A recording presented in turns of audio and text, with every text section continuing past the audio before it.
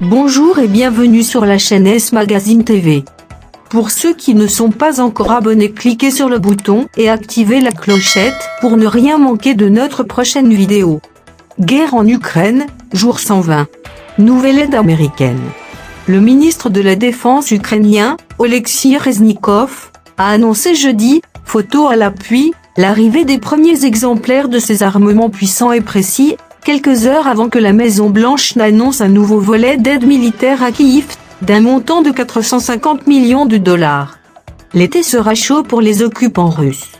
Et le dernier pour certains d'entre eux, a-t-il menacé, sans préciser combien de ces batteries mobiles d'une portée de 80 km avaient été livrées à ce stade par les Américains.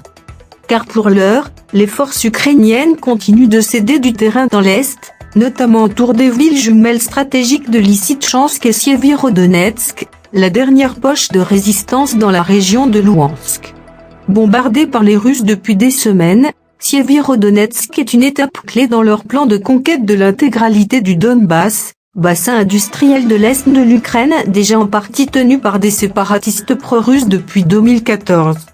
Les Russes multiplient les offensives pour encercler nos troupes, a indiqué jeudi matin sur Telegram Sergueï Gaïdaï, le gouverneur régional, admettant que l'ennemi avait conquis Lozkutivka et Alexandrivka, deux localités situées à quelques kilomètres de Lysychansk, et attaqué Syrotyn, aux portes de Sievierodonetsk.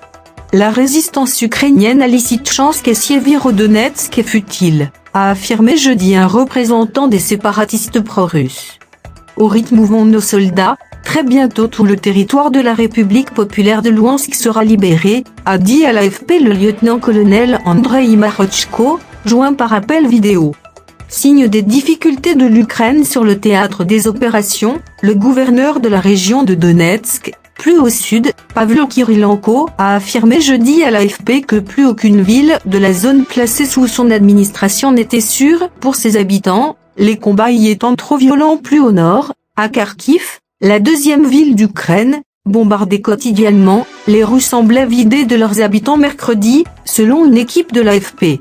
L'armée russe continue par ailleurs de bombarder la région de Mykolaïv Sud, où elle a annoncé jeudi avoir notamment détruit 49 réserves de carburant et 3 centres de réparation de blindés.